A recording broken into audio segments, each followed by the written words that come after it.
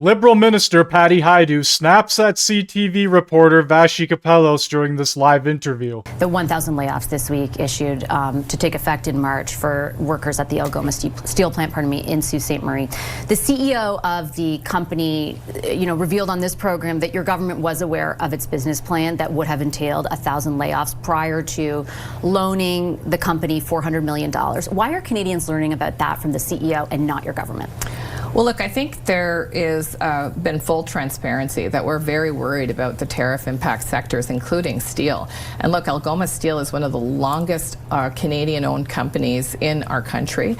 They provide steel for a lot of Canadian manufacturers, but they also have as a primary market the United States. And so they've been deeply impacted by the tariffs and really threatened the viability of the company overall.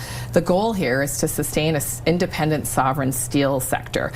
And look, it's difficult because as we see the changes in the market and the company pivoting to new products, it means that some processes change. It means that there's a delay in orders. It means all kinds of things that the CEO would be better able to talk about.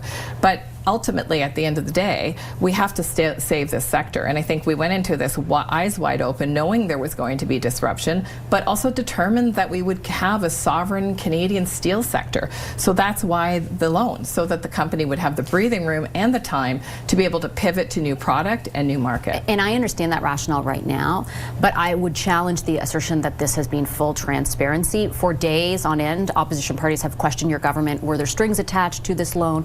Did you know that there were going to be these layoffs? And nobody gave an honest answer until they were forced to by the CEO. Given that this is probably the beginning of other sectors getting impacted in the same way, are you going to take a different approach going forward? Well, I think what we're trying to do is protect sectors that are deeply integral to our Canadian economy. And I think everybody's been really open that this is a really bumpy time. I mean, look, this is a hinge moment, as the Prime Minister said. As sectors that we rely on, that are the foundation of our sovereignty, are under attack. So if you think about steel, I mean, steel, in order to manufacture and produce at the scale that we want to, whether it's in the military, in military procurement, whether it's major projects, whether it's Build Canada homes, we actually have to protect that industry. And so I think politicians are working together across aisles, across governments, to try to do that essential work. In fact, that was another good example of partnering with Ontario to protect this vital industry. And look, in terms of the layoffs, these are devastating for families.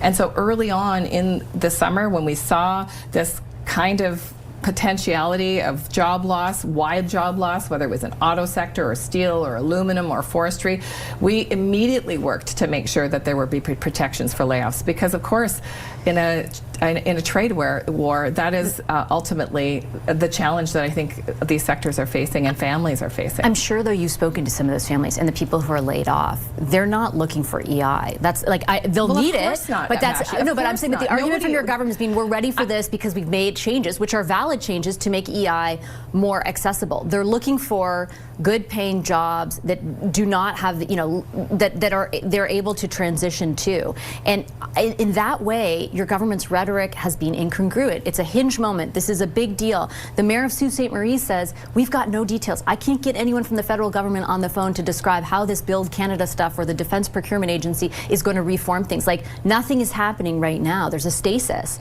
How do you explain that incongruency? Well, look, I think, first of all, I mean, it's not just EI. And I would agree with you. Nobody wants to go in EI. But an EI system that's more responsive, that gives more weeks, that doesn't hold back anything, that people can keep their separation pay and their final payments, is actually important changes based on, years of advocacy from a number of different worker groups, including unions, by the way. But it's not just that. It is actually supports for the incredible training that happens across the country. And you talked about pivoting. So there's additional, there's millions of dollars in Ontario, for example, that's being delivered to workers that are experiencing separation, connections immediately to work training, and connections immediately to new opportunities.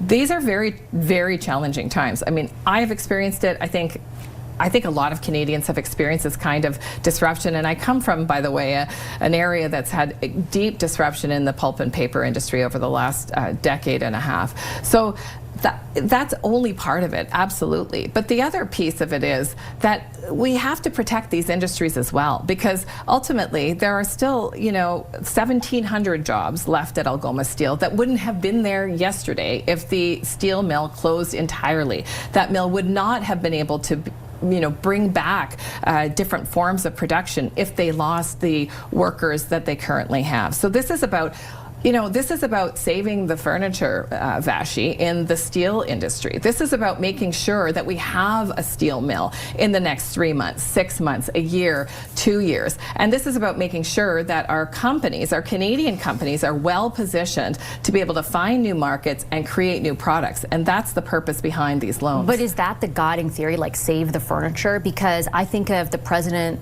Trump, for example, this week, surrounded by the CEOs of auto companies who were supposed to come to the defense of an integrated sector and instead stand next to him in the Oval Office, essentially, groveling, saying how great he is, how great the tariffs have been. Like, I can only imagine how an auto worker would feel looking at that.